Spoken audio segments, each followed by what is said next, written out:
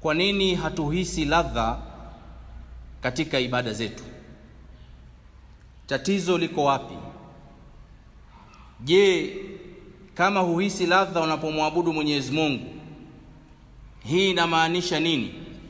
Je, inamaanisha kwamba ibada zako hazijapokelewa na Allah Subhanahu wa Ta'ala?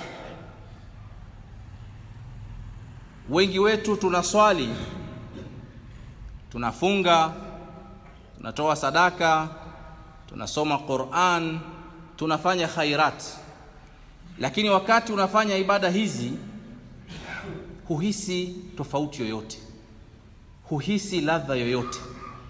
Unafanya tu kwa njia kama ya kimakenika ya kuzoeleka, lakini huoni kitu chochote ndani ya nafsi yako. Haya maradhi, ndugu zangu, wengi tunayo, na ni muhimu tujiulize, na ni muhimu tuzungumze ili tuweze kuelewa tatizo liko wapi. Miezi ya Ramadhani inakuja inaondoka, tunafunga mwezi mzima, lakini mpaka mwezi unamalizika hujahisi ladha ya ibada uliyoifanya ndani ya mwezi wa Ramadhani, hujihisi athari ya aina yoyote. Ndugu zangu Waislamu, mtu anapokuwa mgonjwa huwa hahisi ladha ya chakula. Hii inafahamika. Ukiwa na homa kali, ukiwa na typhoid, ukiwa na maradhi ya aina yoyote,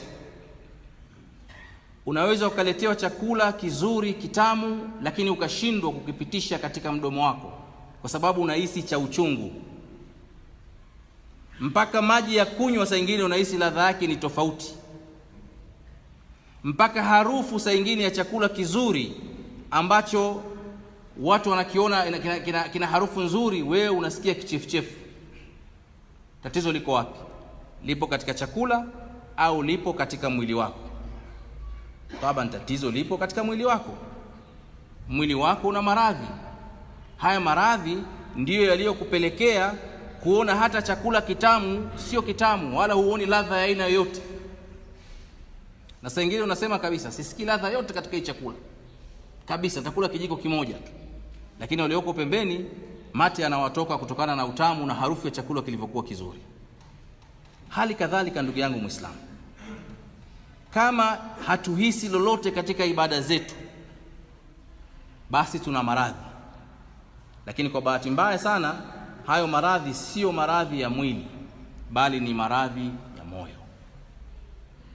Na kama hatutachukua hatua za maksudi kujipima na kujitathmini, unaweza ukajikuta unafanya ibada maisha yako yote au